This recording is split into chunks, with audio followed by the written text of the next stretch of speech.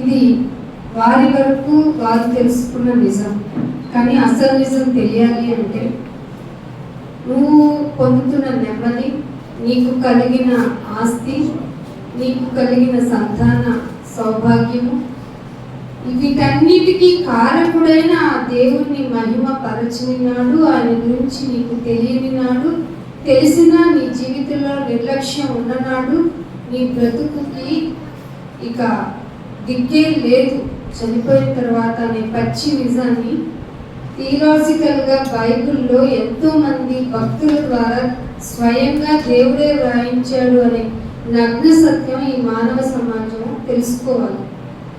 ఇది తెలియకుండా మనుషులంతా ఎలా ఉంటున్నారంటే ఈ లోకంలో జరిగేటువంటి ప్రతిదాన్ని ఆశీర్వాదమే అనుకుంటూ ఆ ఆశీర్వాదం వల్ల వచ్చిన జీవితాన్ని అనుభవిస్తూ ఆ ఆశీర్వాదాల వల్లే దేవునికి సన్నిధికి రాకుండా వాటిని అడ్డుగా చూపిస్తూ ఆయన మర్చిపోయిన జనాంగంగా ఈ అంత్య దినాల్లో మనుషులు ఉన్నారు.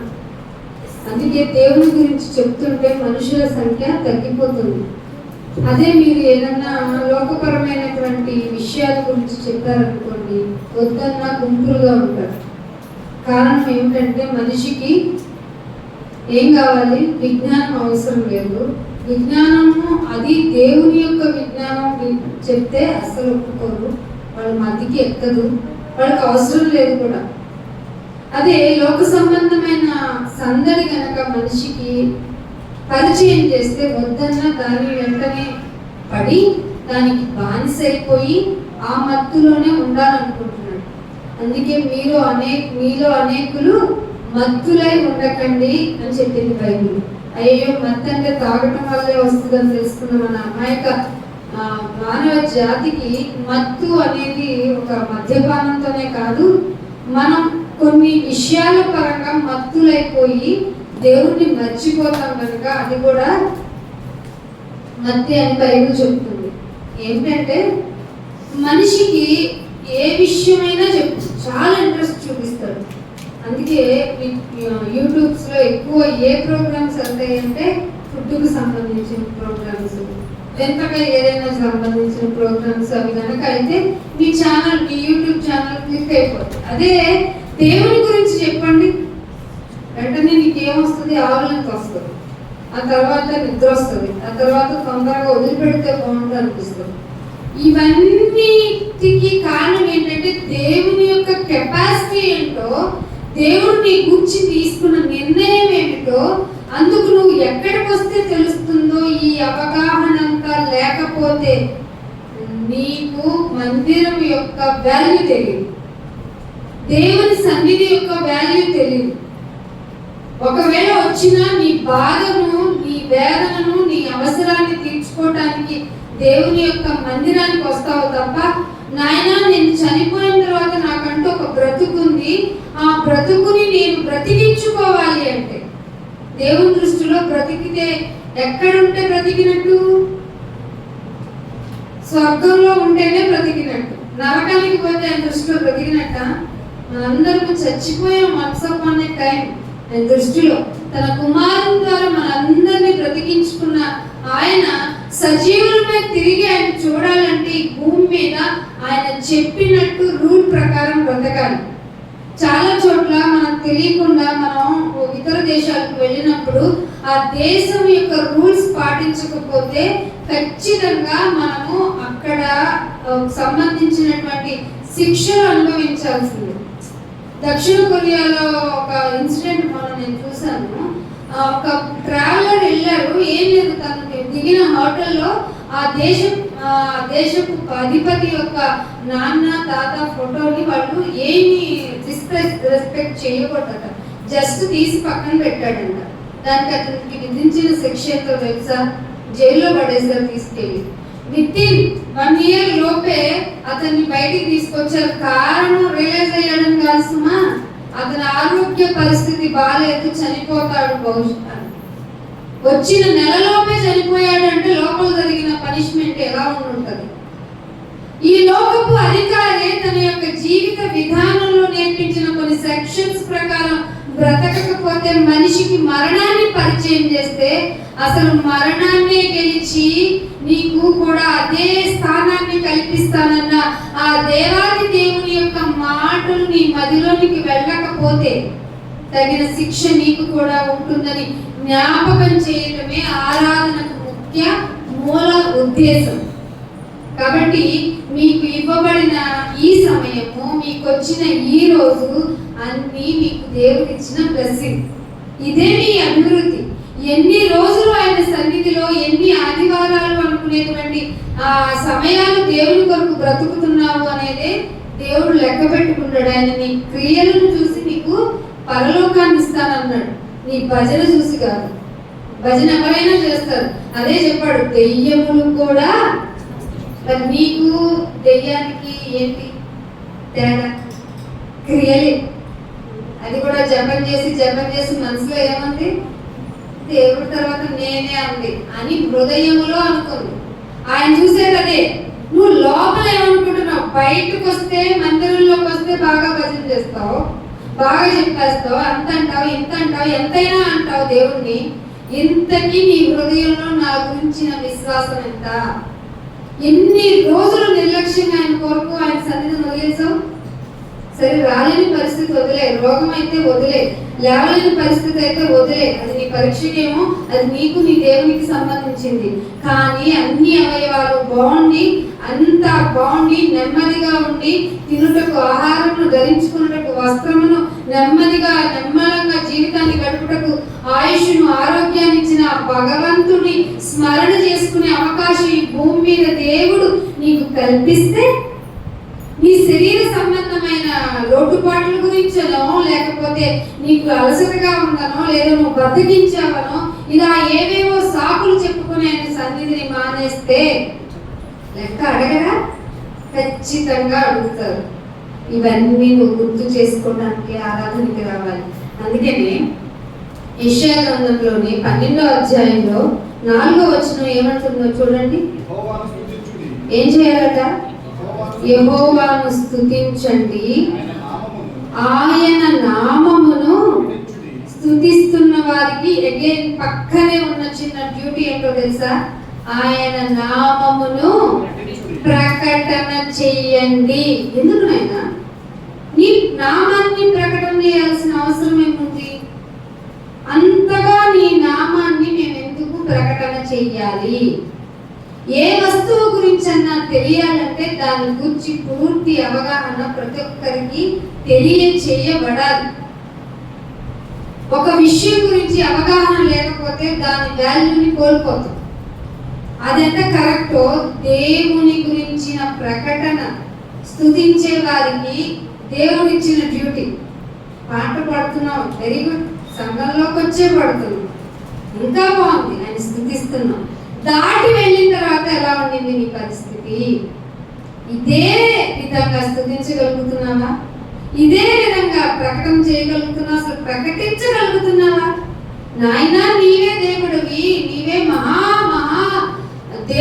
దేవుళ్ళు అనబడిన వారి కంటే వెలుపులలో అధికుడివి, నువ్వు కదా దేవుడివి అని చెప్పాల్సిన మన డ్యూటీని మర్చిపోయామా? స్తుతించడం వరకే మన డ్యూటీ అనుకుంటున్నామా? యెషయా గ్రంథంలో 12వ అధ్యాయంలో 4వ వచనంలో ఏమంటున్నాడండి? స్తుతించండి, ఆయన నామమును ప్రకటించండి జనములలో. ఎక్కడ చెప్పమంటామంట? ఎక్కడ ప్రకటన చేయమంటావు? గోడ మీద రాసేసుకోమంటావు? మా ఇంట్లోకి వెళ్ళి అసలే నువ్వు రాసుకోండి, పెట్టుకోండి అంటున్నావు కదా అని ఒక బోర్డు తీసుకొని నీ వాక్యం, నీ రిఫరెన్స్ ఉన్నది నా ఇంట్లో పెట్టేసుకోమంటావా? లేదంటే ఒక క్యాలెండర్ చిన్నది ఒకటి తీసుకొని నా బైబిల్లో పెట్టుకుని ఇదే నా వాగ్దానం అంటూ ఇయర్ అంతా చదువుకొని మాత్రమే ఆగిపోమంటావా? లేదంటే యెహోవా ఈ గృహమునకు అధిపతి అని బయట పోటు పెట్టి లోపల టీవీని నీ అధిపతిని చేసి పెట్టావా? లేకపోతే కబుర్లతో, కాలక్షేపాలతో మన జీవితాన్ని అలా సాఫీగా సాగనింప చేసేస్తున్నావా? ఊపిరిచ్చిన వాడు నీ ఊపిరి ఆపేలోపు నువ్వు చేయవలసిన పనిని, నీ కర్తవ్యాన్ని ఏమన్నా జ్ఞాపకం చేసుకుంటున్నావా? జనములలో ఎక్కడంట? ఏం చెప్తావు జనంలోకి వెళ్ళి? బాగా సెటిల్ అయిపోయి లేదంటే రిటైర్డ్ అయిపోయి ఉన్న ఒక పర్సన్ తీసుకున్నాం అనుకో, నేనేమంటాడు, బాగా కష్టపడ్డానండి, పిల్లల కోసం కష్టపడ్డాను, వాళ్ళకి కావాల్సినది కట్టించాను, వాళ్ళకి ఏం వెనక్కి చూసుకోకుండా నేను అన్ని సెటిల్ చేసి పెట్టాను, కొన్ని డిపాజిట్లు చేశాను, వాళ్ళు ఇంకేం నేను వాళ్ళ ఫ్యూచర్కి కావాల్సినవన్నీ సెట్ చేశాను. ఇదా ప్రకటన? ఇదా చెప్పాల్సింది? ఇదా చేయాల్సింది? లేదంటే ఒక అమ్మ చెప్తుంది, నేను ఇగో ఈ టైప్ ఆఫ్ ఆర్నమెంట్ ఈ నగ చేయించుకున్నాను, ఇన్ని గ్రాములు పట్టింది, డిజైన్కి ఎంత కాలం పట్టింది, వాడు చేసేవా లేదా అని అడగడానికి కొన్నిసార్లు కొన్ని విధాలుగా నేను తిరిగాను, ఆర్నమెంట్ వేసుకుందాం అనేటప్పటికి పోయింది అని పక్కన ఉన్న బంధువులు చెప్పాలి. ఇలా ఏ విషయం గురించి చెప్తున్నావు నువ్వు? జనములలో, రిపీట్ చేయండి ఆ మాటని, జనములలో ఆయన క్రియలను ప్రచురము చెయ్యండి. బైబిల్ బాగా చదవాలండి, ధ్యానించమన్నాడు. చదవటానికి లేదు కాబట్టి ఇక్కడ నుంచి స్టార్ట్ చేయాల్సి వస్తుంది. ఆశ్చర్య కార్యములను ప్రచురము చెయ్యండి, స్తుతించండి, స్తుతించండి, ప్రకటన చెయ్యండి. ఏం ప్రకటన చేస్తావంటే జనములలోకి వెళ్ళి ఆయన కార్యములు, ఏ మామూలు కార్యాలు కాదు అవి. సూర్యుడిని ఒక ఇంచు దక్కు చూద్దాం, కలపగలమా? అసలు మనకు ఆలోచన అంతా రాగలదా? భూమి కంటే 13 రెట్లు పెద్దవాడు సూర్యుడు. ఈ సూర్యుడు ఒక్కడే అనుకోకండి, గెలాక్సీలో పాలపుంతల్లో అసలు ఈ అంతరిక్షము అనుకునే ప్రతిదానిలో ఇలాంటివి చాలా చాలా ఉన్నాయట. ఓన్లీ సూర్యుడే, ఒక సూర్యుడే నీకు ఉపయోగపడుతున్నాడు కదా. ఆ సూర్యుడు లేకపోతే నీకు పగలేదో రాత్రేదో తెలియదు కదా, మనిషి జీవితానికి మనుగడ ఉండదు కదా. ఎందుకంటే సూర్యుడి యొక్క ఆ వెలుతురుకే మొక్కలు బ్రతుకుతాయి కనుక, ఆ మొక్కలు బ్రతికితేనే మనకు గింజ వస్తుంది కనుక, ఆ గింజలు ఉంటేనే మనం తిని బట్ట గట్టగలం కనుక, ఇలా చెప్పుకుంటూ పోతే ప్రతి దానికి కారకుడు ఆయన అయిపోతున్నాడు. నువ్వు నడిచావంటే, లేచావంటే, కూర్చున్నావంటే, అసలు ఇలా ఊపిరి పీల్చుకుంటున్నావంటే మూల కారకుడు ఎవరట? ఆ మహోన్నతుడైన మహాదేవుడైతే ఎన్ని తాగి దేవుడు ఎవరు? దేవుడు ఎక్కడ? దేవుడితో నాకేంటి పని? అసలు గుడికి వెళ్ళవలసిన అవసరం ఏంటి అని అనుకుంటున్న జనాల మధ్య ప్రచురణ జరగాలి. స్తుతించే జనాంగమా, దేవుడు వెంటనే పెట్టిన డ్యూటీ ఏంటో తెలుసా? జనములలో ఆయన ఆశ్చర్య కార్యములను ప్రకటన, ప్రచురణ, డిక్లరేషన్ ఇవ్వండి. మర్చిపోతున్నారు జనులు. ఎందుకు మర్చిపోతున్నారో తెలుసా? భూమి మీద ఆయన చేస్తున్న క్రియలు ఆటోమేటిక్ గా day by day as it is గా జరిగిపోతున్నాయి. క్రియలకు అలవాటు పడిపోయి, ఆయన ఆశ్చర్య క్రియలకు మనం అలవాటు పడిపోయి, ఏముంది అలా రోజు ఇలా వస్తుంది అలా పోతుంది అనుకుంటూ జీవితాన్ని గడిపేస్తున్నాం. మనకి దేవుడు ఒక మాట చెప్పాడు, ఏంటో తెలుసా? నా గురించి ఆలోచన లేని జనుల మధ్య నా ఆశ్చర్య కార్యముల గురించి మీరు ప్రచురణ చేయాల్సిందే అని ఇంకొక మాట అంటున్నాడు. ఆయన నామము ఘనమైనది అని ఏంటట?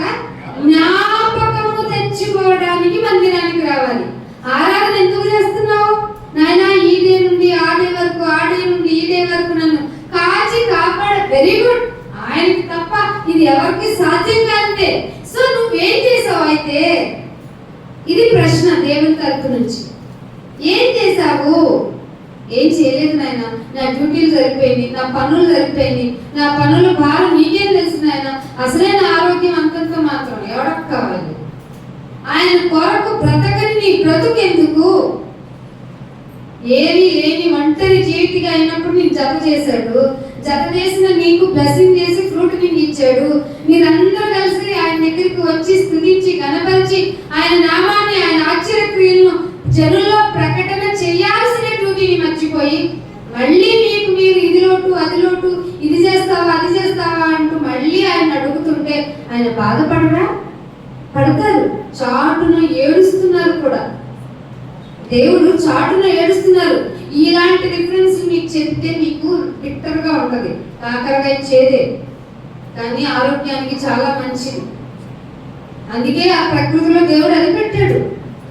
ప్రకృతిలో ఉన్న ప్రతిదీ ఔషధమే. ఆహారాన్ని ఔషధంగా తీసుకున్న నాడు ఎప్పుడైతే ఆహారం మితిమించి తీసుకుంటామో, మితి మీరి తింటామో ప్రతిదీ విషమైపోతుంది. దీన్నే ఇంకొక రూపంలో చెప్పాడు చూడండి. దేవుడు యాకోబు రాసిన పత్రిక 4వ అధ్యాయం, యాకోబు రాసిన పత్రిక 4వ అధ్యాయము 1వ వచనం, మీలో యుద్ధములను పోరాటములను దేని నుండి కలుగుతున్నాయి? మీ అవయవములలో పోరాటం జరుగుతుంది. ముందు ఏంటైనా ఈ యుద్ధాలు, ఈ గోళ్ళు, ఈ బాధలు ఏంటి అంటే ముందు మీ అవయవాలలో జరుగుతుంది పోరాటము. ఆ పోరాటం ఎందుకో తెలుసా? మీ భోగముతో కూడిన ఇచ్చ వలన. ఇష్టము భోగాన్ని కోరుకుంటుందట.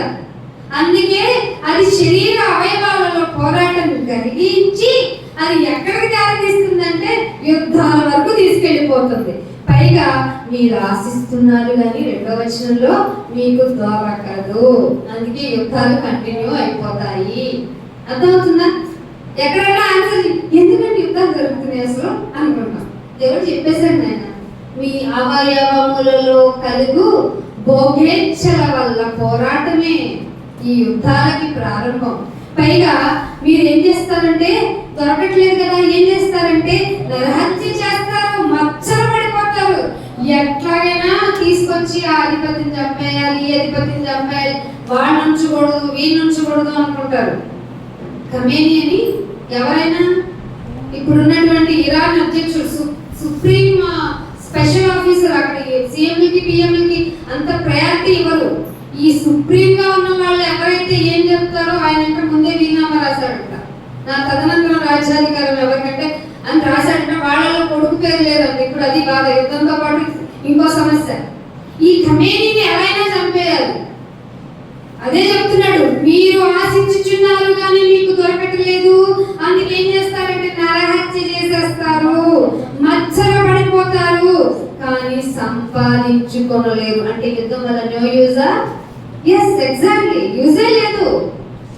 ఎందుకంటే మీ అవయవముల యొక్క పోరాటం దేనికో తెలుసా? మీ భోగేచ్ఛల కొరకు. మీ భోగేచ్ఛల కొరకు పోట్లాడుతురు, యుద్ధములు చేయదు కానీ మీరు చేయాల్సిన పని చేయట్లా. ఎక్కడ? దేవుణ్ణి అడగటం లేదు. దేవుణ్ణి అడగటం లేదు. మీరు యుద్ధంలో పోట్లాడుకుంటారు కానీ దేవుణ్ణి అడగనందున మీకేమీ దొరకదు. అర్థమైందా?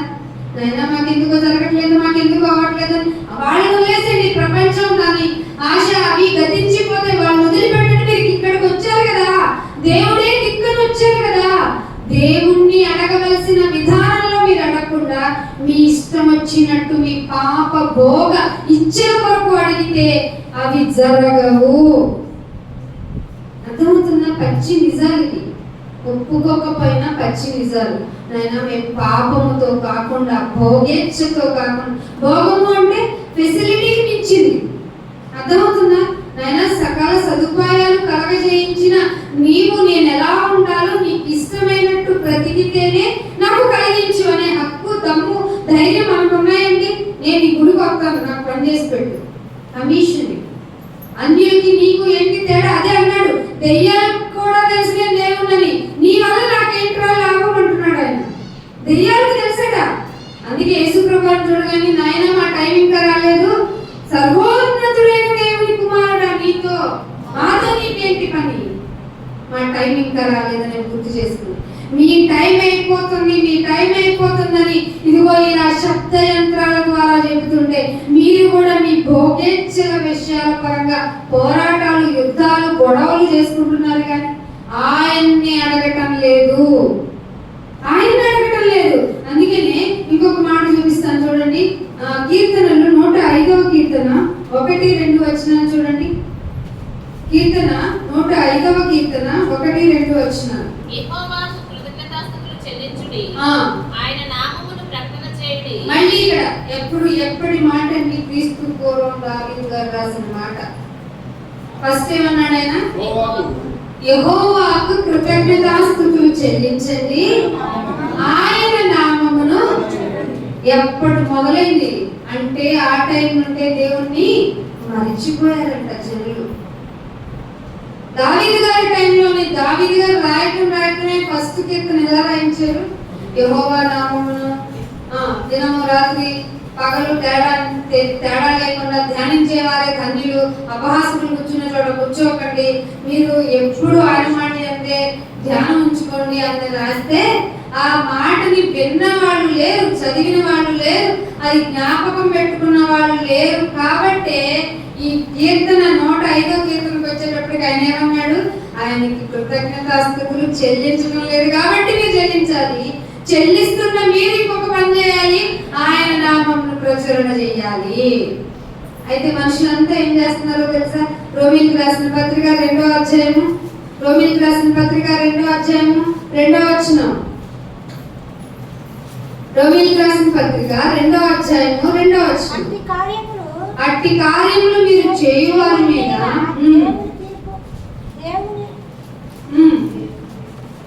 రోమా 12:2 12వ అధ్యాయము 2వ వచనం. మీరు ఈ లోక మర్యాదను అనుసరింపక ఏమంటే అనుసరించొద్దన్నాడు? సంఘానికి వచ్చే సంఘమా, లోకాన్ని వేసుకొచ్చే సంఘమా? మీరు ఇక్కడికి వచ్చే అయ్యగారు ముహూర్తం రోజే ముహూర్తం పెట్టించుకున్నాం అయ్యగారు, ఆ రోజు వచ్చి ప్రార్థన చేశారంటే అంటారా? ఏం చెప్తారు అయ్యగారు? మిమ్మల్ని ప్రేమిస్తూనే ఉంటారు కాబట్టి ఏ ముహూర్తం అన్నా పెట్టుకోమా, నేను వచ్చి అన్ని టైంలు మంచివే కాబట్టి నేను వచ్చి చేస్తాను తలే అంటారు.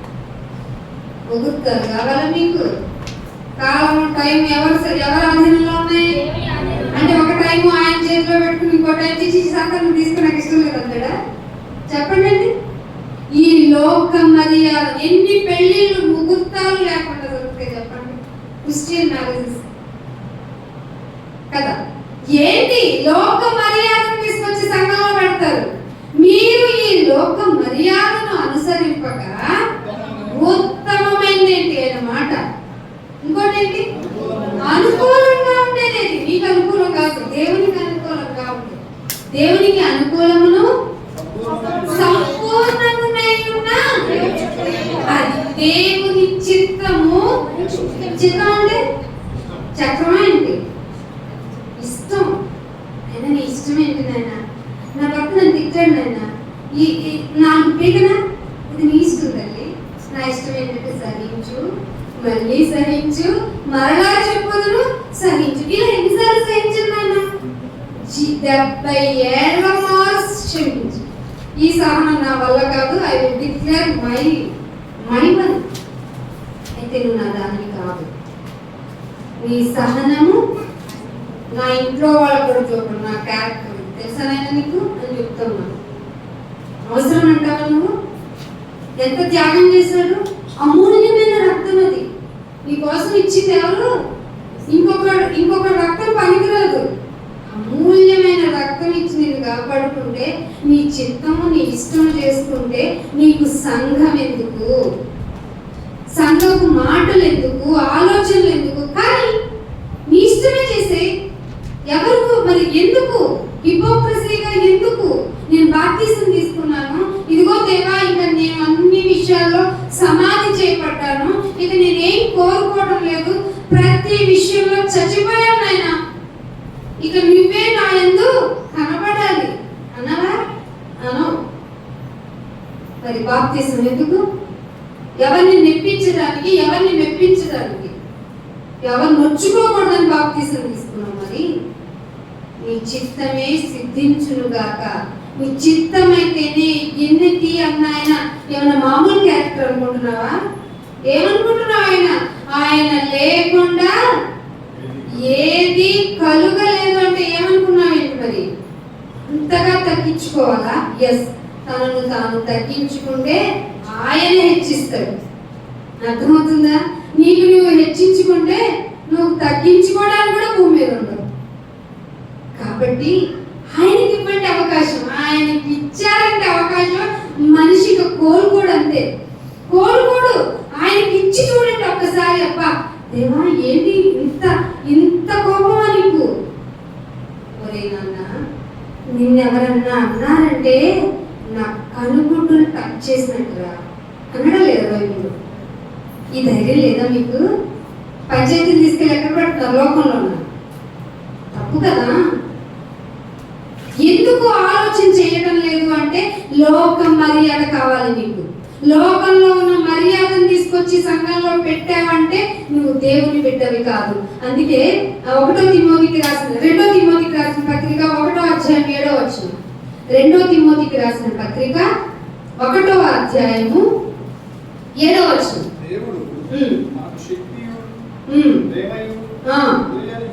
ఏమేమి ఇచ్చాడంట?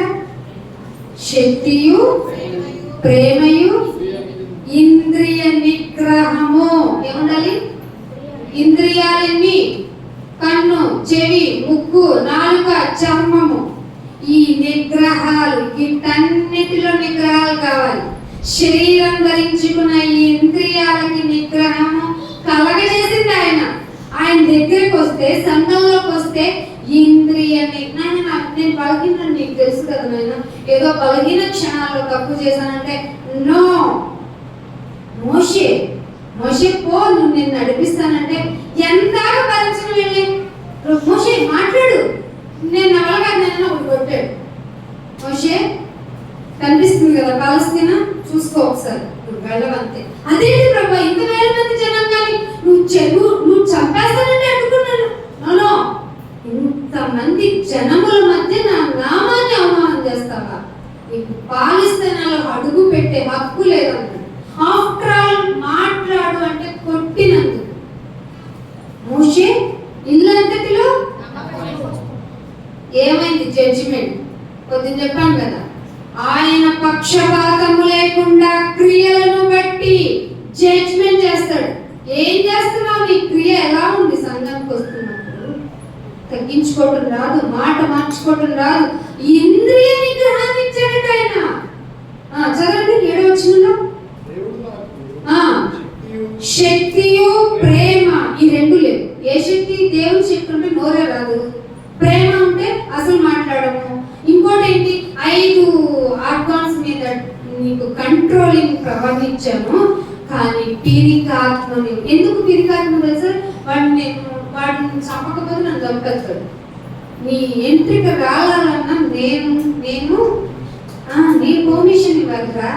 ప్రాణాన్ని గుర్చేంటి నువ్వు బాధపడతావు అంటే ఉంటున్నా, పక్కన ఉండు, నేనెంత భయంలో ఉన్నా మీకేం తెలుసు అంటున్నావు. అందుకే దేవుడు అంటున్నాడు, ప్రేమ, శక్తి, ఇంద్రియ నిగ్రహము గల ఆత్మని ఇచ్చాను కానీ పిరికి ఆత్మను ఇవ్వలేదు. మరి ఎందుకు భయపడుతున్నావు? ఎందుకు బాధపడుతున్నావు? ఏ విషయంగా భయం తెచ్చుకొని నీ జీవితాన్ని నాశనం చేసుకుంటున్నావు? ఇలాంటి వచనాన్ని చదవండి. 12వ వచనం.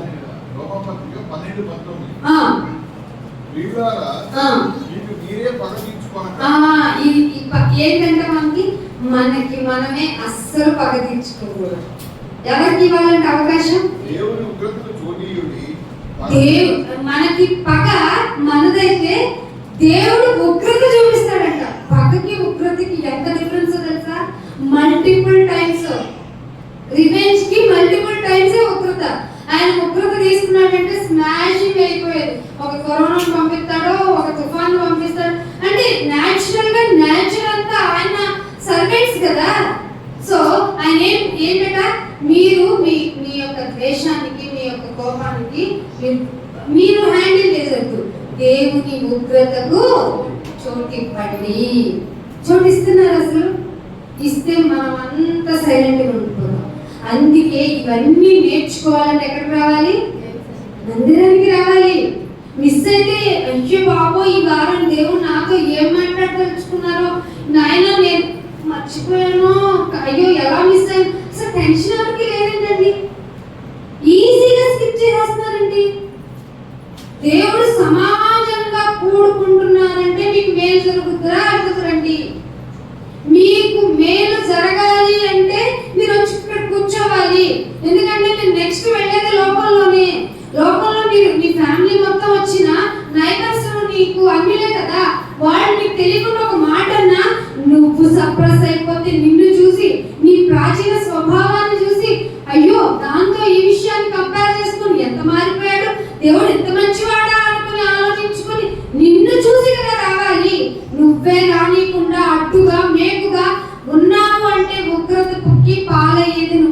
అందుకే నేను చాలా మాటలు చెప్తాను, చాలా విషయాల్లో చెప్తాను. సంఘానికి వచ్చే వాళ్ళ వల్లే మెయిన్ డేంజర్ సంఘానికి. అర్థమవుతుందా? సత్యానికి స్తంభంగా ఉన్న ఈ సంఘము, దేవుని పెళ్లి స్త్రీ అయిన ఈ సంఘము మచ్చైనను ముడతైనను ఎటువంటి డాగైనను ఉండకుండా ఉండాలి అంటే నువ్వు మారాలి, మారుతూనే ఉండాలి, మార్పు తెచ్చుకుంటూనే ఉండాలి. ఇలా చేయకుండా ఏం చేస్తున్నారో తెలుసా? అదే యాకోబు రాసిన పత్రిక 3వ అధ్యాయము 6వ వచనంలో ఉన్న మాట చూడండి. యాకోబు రాసిన పత్రిక 3వ అధ్యాయము ఏంటంటే అది ఎక్కడున్నది? మీ ఇంట్లోకి స్టవ్ ఎగుతుందా? నేను కొంత తీసి లేకపోతే పొయ్యి ఎగుతుందా? నాలుక పంచేంద్రియాలలో ఒక అర్థం. నాలుక అగ్నియే. నాలుక మీరు ఎక్కడో ఉన్న నాలుక గురించి చెప్పాను అనుకోకండ్రా, మీరు చాలా తెలివైన వాళ్ళు కాబట్టి ఆ నాలుక మన అవయవములలో ఉంచబడింది. అదేం చేస్తుందట? పాప ప్రపంచమై ఉంటుంది. మన అవయవాల్లో ఉండే ఈ నాలుక పాప ప్రపంచమై సర్వ శరీరమునకు అందుకే బాంబుల మీద బాంబులు వేసుకుంటూ నువ్వు బాంబులు ఎక్కువ ఉన్నాయి నీ దగ్గర, నీ వల్లే ప్రపంచానికి ముప్పు అని కాదు, నీ వల్లే ప్రపంచానికి ముప్పు అని కొట్టుకుంటూ ఎవరిని రోడ్డు మీదకి తెచ్చారో తెలుసా? సామాన్య జనాంగాన్ని, సర్వ శరీరులకు అని చెప్పాడు. ఏం చేస్తుందట? మాలిన్యము కలుగ చేయుచు మొత్తం ప్రకృతి చక్రానికి చిచ్చు పెట్టేసిందట. ఈ నాలుక ఏం చేసేసిందట? నాలుకతో వచ్చినది. ఈ నాలుక మరింత రెచ్చిపోయేది ఎప్పుడో తెలుసా? లోక మర్యాదను అనుసరించినప్పుడు. అందుకే యెషయా గ్రంథంలో 12వ అధ్యాయంలో 4వ వచనంలో ఆయన చెప్తున్నాడు, కృతజ్ఞతాస్తుతులు చెల్లించి నా నామాన్ని ప్రచురణ జనులలోనికి వెళ్ళి నా యొక్క ఆశ్చర్య కార్యములను గురించి చెప్తూనే ఉండండి. ఎప్పటి నుంచి మొదలెట్టాడు? దావీదు కాలం నుంచి అనుకుంటున్నారా?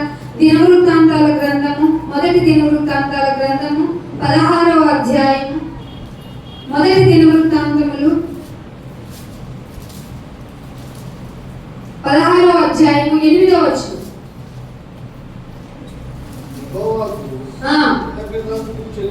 ఓకే, ఆయన నామమును ప్రకటన చేయడు. ఎప్పుడండి? తోరా టైంలో, అంటే ఆదిమ కాలంలో అప్పుడప్పుడు నానా విధాలుగా మాట్లాడిన దేవుడు ఏం కోరుకున్నాడో తెలుసా? యెహోవాకు కృతజ్ఞతాస్తుతులు చెల్లించుడి, ఆయన నామమును ప్రకటన చేయుడి. ప్రకటన. దేవుడు అసలైన దేవుని గురించి ప్రపంచం మర్చిపోయింది కాబట్టి డిక్లరేషన్ ఇవ్వండి. దేవుడు ఎంత గొప్పవాడో, ఆయన ఆశ్చర్య కార్యములను జనములలో తెలియచేయండి. దావీదు గారికి ఎలా తెలిసిందయ్యా అంటే మోషే గారు చెప్తే తెలిసింది. అర్థమైందా మీకు? ఎంత బాగా రాయించాడో. దావీదుకి ఎవరు చెప్పారు? మోషే గారు చెప్పారు. మోషే గారికి ఎలా తెలిసింది? స్వయంగా దేవుడి పలకల మీద రాసుకో అన్నాడా లేదా? మిమ్మల్ని పుస్తకాల మీద రాసుకోమన్నా రాసుకో.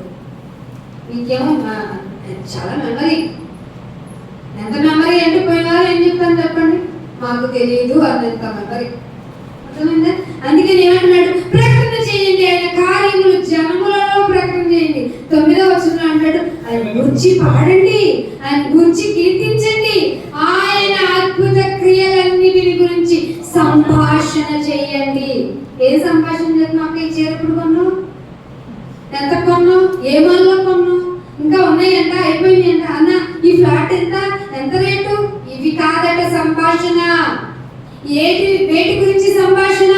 అద్భుత క్రియలు, ఆయన అద్భుత క్రియలను గురించి సంభాషణ చేయండి. 10th versus. పరిశుద్ధ నామమును బట్టి అతిశయపడండి. మనం ఏంటి? కొందరు గుర్రములను బట్టి, కొందరు రౌతులను బట్టి అతిశయిస్తున్నారు. కానీ మాకు అదే అలవాటు అయిపోయింది. కానీ మీరెందుకు అతిశయపడాలంటే ఆయన పరిశుద్ధ నామమును బట్టి అతిశయించండి.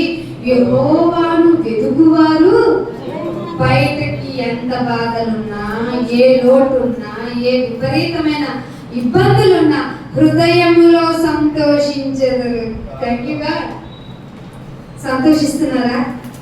హ్యాపీగా ఉన్నారా? సంతృష్టి సహితమైన దైవభక్తి ఇక్కడితోనే స్టార్ట్ అవుతుంది. ఎలా స్టార్ట్ అవుతుందో చెప్పనా? కృతజ్ఞతాస్తుతులు చెల్లించి ప్రచురణ చేసి ఆ అద్భుత కార్యాలు జనాల్లోకి తీసుకెళ్తే చాలునైనా నా జన్మ సుకృతమైపోయింది. ఇంతే. నీ నామాన్ని వెల్లడిపరచడానికి నన్ను ఎంచుకున్నావా? అరే మనుషులు కౌంట్ చేయదే. మనుషులకు అక్కర్లేదు, వాళ్ళు మనుషులకు అక్కర్లేదు, నువ్వు నాకు కావాలి. అందుకే జనాన్ని నుంచి, లోకం నుండి వేరు తీసుకొచ్చి ఇక్కడ పడేసాం. మిమ్మల్ని పడేస్తే మళ్ళీ మీరు కూడా లోకంలోకి వెళ్ళిపోయారనుకోండి, దేవుడు ఏం చేస్తాడు? అట్టి వారిని మార్చుట అసాధ్యము. వదిలేస్తున్నాడు.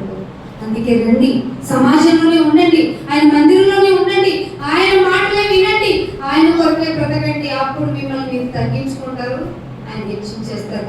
ఎప్పుడైతే ఆయన మా నామాన్ని హెచ్చించేశారో ఇంకా మీకు హృదయంలో సంతోషమే. ఇంకొక మాట చూపిస్తాను. ఇంకే ఇదే 10వ వచనంలోనే చివరి మాట ఉంటాడు. 11వ వచనంలో యెహోవాను ఆశ్రయించుడి, ఆయన బలమును ఆశ్రయించుడి, ఆయన సన్నిధిని ఆదివారం మాత్రమే వెతుకుడి. ఉందా? నిత్యము వెతుకుడి. ఏమిటండి? అందుకే అండి, బుధవారమైనా వచ్చేది, గురువారమైనా వచ్చేది, శుక్రవారమైనా వచ్చేది, శనివారమైనా రండి. ఆదివారం కాదు, సమయము కాదు, అసమయము కాదు, అన్ని విషయాల్లో మీ టైంని సద్వినియోగం చేసుకోండి. అప్పుడు ఏమంటారు తెలుసా? అప్పుడు ఏమంటున్నా, హృదయం సంతుష్టిగా ఉంది నాయన అంటారు. ఇది లేదు, మీకెక్కడో మాకు బాధగా ఉంది, వేదనగా ఉందంటే మీరు ఇంకా లోక మర్యాదను అనుసరిస్తున్నారు. ఇంకొక మాట చూపిస్తాను. ఇదే దినవృత్తాంతాల్లో 1వ దినవృత్తాంతాల్లో 16వ వచనం, యెషయా గ్రంథంలోనే 12వ అధ్యాయంలోనే 6వ వచనం చూడండి. ఏమంటున్నాడు? 12వ అధ్యాయంలోనే 6వ వచనం, సియోను నివాసి ఏంటంటే మీరు ఎవరు చదవండి నాకు. సియోను నివాసి ఉత్సాహధ్వని ఎలా చేయాలి? పాట పాడమంటే ఎలా అంటారు? రాగం రాదు, స్వరం మా సార్ పాడినట్టు పాడండి, రాగం తాళం లేకపోయినా దేవుడి గురించి పాడుతున్నాను అంటారు. పాడతారు? అసలు దేవుడి గురించి డ్యూటీ ఉందా? కీర్తన పాడటం రాదు, ఇంకా నువ్వు దేవుడి గురించి డిక్లరేషన్ ఏమిస్తావు? ఏం డ్యూటీ చేస్తున్నావు నువ్వు? ప్రార్థన చేయండి, చేసిన తర్వాత మీ గురించి బిగ్గరగా చేయని వాడు దేవుడు మీరు ఆరాధన చేయక్కర్లేదని చెప్పించుకున్నావు. దేవుని సన్నిధి నలుగురి మధ్యలో నువ్వు ఆయన గురించి ప్రార్థనే సరిగ్గా చెయ్యక నువ్వు ఇంకా ఏం చెప్తావు? బయటకు వెళ్ళి నేను దేవుణ్ణి నమ్ముకున్నా, ఆ మహాదేవుని నమ్ముకున్నాను ఎలా చెప్తావు? ఆయన ఏమంటున్నాడు? బిగ్గరగా ఉత్సాహధ్వని చెయ్యండి. మీ మధ్యనున్న ఇశ్రాయేలు యొక్క పరిశుద్ధ దేవుడు, పరిశుద్ధ దేవుడు ఘనుడై ఉన్నాడు. నువ్వు అనుకున్నట్టు చీప్గా కొబ్బరికాయకు లొంగిపోడు, పువ్వుకి లొంగిపోడు, లేదంటే నీవు ఇచ్చే ఏమండి ఇట్లా కానుకేసి వెళ్ళిపోతావు, దాన్ని కూడా ఆయన కౌంట్ చేయడు, చెయ్యడు. నీ హృదయం ఇంపార్టెంట్. అట్లాంటి దేవుడు ఎంత ఘనమైన వాడు. ఆ ఘనమైన దేవుడి గురించి నువ్వు ఇక్కడ చీప్గా ఆలోచించుకుంటే నిన్ను కౌంటింగ్ లిస్ట్ వచ్చి తీసేస్తాడు. కౌంటింగ్ లిస్ట్ నుంచి ప్రకృతి చక్రానికి చిచ్చు పెడుతుంది ఎవరు అంటే ఖచ్చితంగా ప్రకటన గ్రంథంలో చూపించి ముగించేస్తాను. 12వ అధ్యాయము ప్రకటన గ్రంథము, ఈ పాఠానికి లింకింగ్ కాబట్టి చెప్తున్నాను. 12వ అధ్యాయము 9వ వచనం చూడండి. 12వ అధ్యాయము 9వ వచనం, కాగా సర్వలోకమును అనే మాట ఇందాక మీరు విన్నారు. సర్వలోకమును మోసపుచ్చుతున్న నాలుక. ఈ సర్వలోకమును ఎవరట? సర్వలోకమును మోసపుచ్చుచు అంటే ఎవరో అనుకోకండి, అది ఎవరు అంటే అపవాదినియు సాతాను అని పేరు గల ఆది సర్పము. మళ్ళీ ఉంటాడు మహాఘట్ట సర్పము పడద్రోయబడింది. ఎక్కడికి నాయనా అంటే అది భూమి మీదకి పడద్రోయబడింది. దాని దూతలు కూడా పడద్రోయబడ్డారు. అయితే మాకేంటి ప్రాబ్లము అంటే 13వ అధ్యాయంలో 14వ వచనం చెప్తున్నాను చూడండి. 13వ అధ్యాయము, ఇదే ప్రకటన గ్రంథము 13వ అధ్యాయము 14వ వచనం. కత్తి దెబ్బ పడింది దానికి, దేవుడు నిన్ను చంపేస్తా, నీకు బ్రతికే హక్కు లేదు అని చంపేస్తుంటే చెప్పొచ్చావులే, ఎవరికి ఇస్తానంటావు నీ అధికారం, నీ బిడ్డలందరికీ సకల సౌకర్యాలు ఇస్తావు అని రెచ్చగొట్టి, దేవుడు అసలే రోషగాడు కనుక ఆ రోషాన్ని రేకెత్తించి ఒక ఛాన్స్ తీసుకుందట ఆ మహా ఘటసర్పమైన అపవాది. కత్తి దెబ్బ తినియు బ్రతికిన ఈ క్రూర మృగమైన ప్రతిమ చేయవలననేది భూనివాసులతో చెప్తుంది. చెప్పి ఆ మృగము ఎదుట తనకి ఇయ్యబడిన సూచనలతో మభ్యపెట్టేస్తుంది. తనకి కొన్ని సూచనలు అంటే కొన్ని అధికారం ఇవ్వబడింది. ఈ లోక అధికారం ఎవరి చేతిలో ఉంది? అపవాది చేతిలో ఉంది. దాని సూచనలతో భూనివాసులను మోసం చేస్తుంది. అందుకే నీలో నీకు ముందు కుటుంబంలోనే స్టార్ట్ చేస్తుంది గొడవ. కుటుంబాన్ని విచ్ఛిన్నం చేస్తే సంఘంలో డిస్టర్బెన్సెస్ రానియొచ్చు. సంఘంలో డిస్టర్బెన్స్ అయితే సత్యానికి తాళాలు వేయించొచ్చు. సో నేను ఎవరు బలహీనులుగా ఉన్నారో వాళ్ళని పట్టుకుంటాను, మోసం చేస్తాను. మోసం చేసి ఏం చెప్తానో తెలుసా? నీకు అన్యాయం జరుగుతుంది, నీవు నోరు తెరవేంటి, ఇలాగే ఉంటావా, ఇలాగే మాట్లాడకుండా ఉంటావా, దేవుడు ఎప్పుడు అలాగే ఉంటాడులే, నిన్నే చూస్తాడులే, ఎన్ని చేసిన దేవుడు ఇంతేలే, నువ్వు లే మాట్లాడు, నువ్వు నీ గొడవలు పెట్టుకునేలాగా కుటుంబంలోనే చిచ్చు పెట్టేసింది.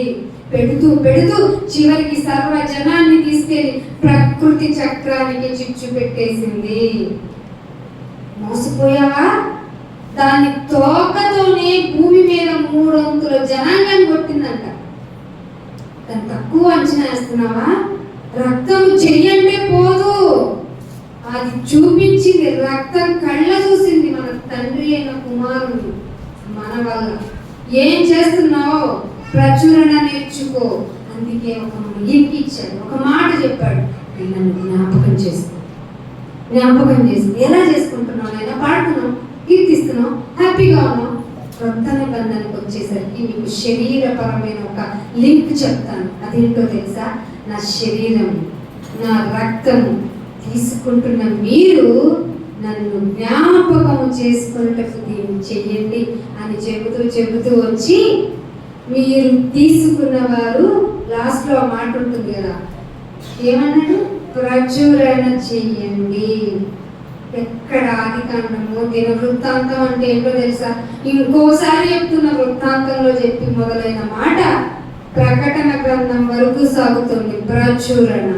ఆయన నామము ఘనమైనది, బహుబలమైనది, ఆశ్చర్య కార్యములు అన్ని జనుల్లో ప్రకటన చెయ్యాల్సింది.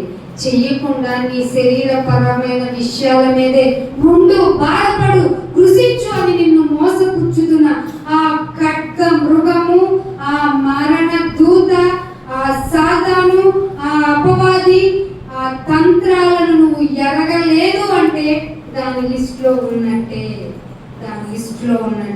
కానీ ఛాన్స్ ఇచ్చాడు దేవుడు.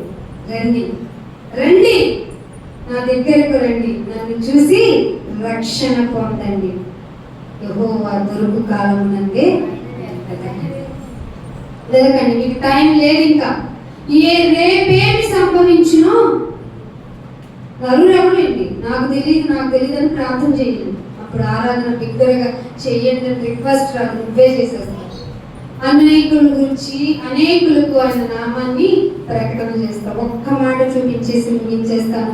ఇర్మియా గ్రంథము 28వ అధ్యాయము, 28వ అధ్యాయము 16వ వచనం. ఇర్మియా గ్రంథము 28వ యెహోవా ఈ మాట సెలవిచ్చుచున్నాడు, భూమి మీద నుండి నేను నిన్ను కొట్టివేయుచున్నాను. యెహోవా మీదే తిరుగుబాటు చేయుటకై నీవు జనులను ప్రేరేపించితివి గనుక ఈ సంవత్సరము నీవు మరణమవుదువు. రేపేమి సంభవిస్తుందో నీకు తెలియదు, కానీ ఈ సంవత్సరం నిన్ను తీసేస్తే,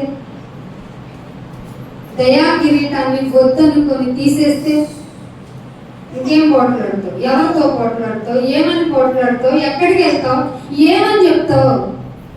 కాబట్టి నువ్వు బ్రతికుండాలంటే ఆయన మాట మీద నిలబడు. నీకు కొట్టివేయకుండా చూసుకో, ఆయనని ఘనపరచుకోవాలంటే ఆయన జ్ఞాపకం చేసుకో. ఊరికే తీసుకోకూడదు. తీసుకొని మరి చాలా మంది బలహీనలు అయిపోతున్నారంట.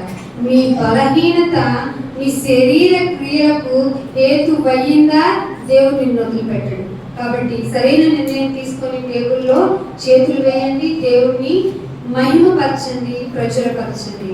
ఆయనే ఘనమైన వాడు కనుక దృష్టిలో పెట్టుకోండి. మీరు పూజిస్తుంది మామూలుగా మీరు అనుకుంటున్న దేవుణ్ణి అయితే కాదు.